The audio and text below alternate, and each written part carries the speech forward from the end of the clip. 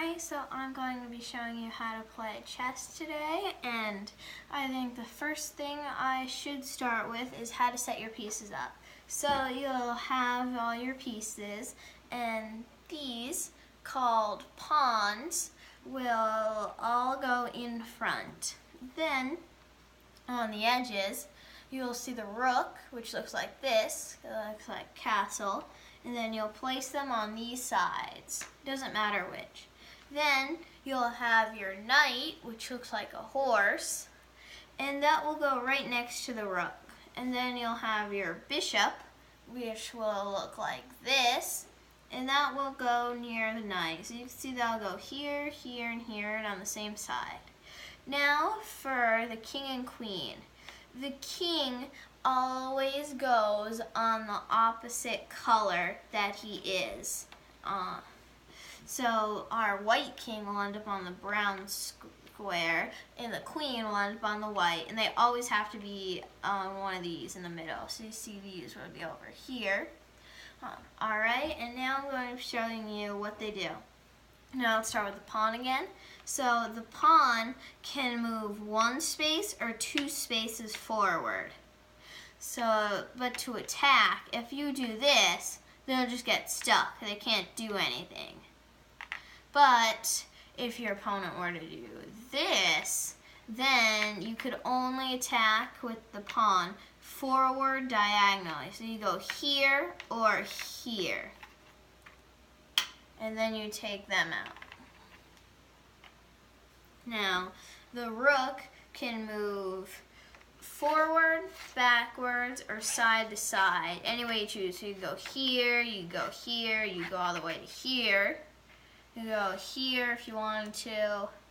And that's pretty much how the rook works. You just hit your enemy, but you can't go through them.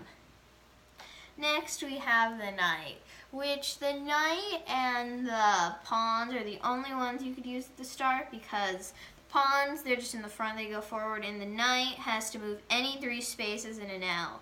One, two, three. But it could jump over pieces. But if it jumps over an enemy, it doesn't take them out. It has to land on there.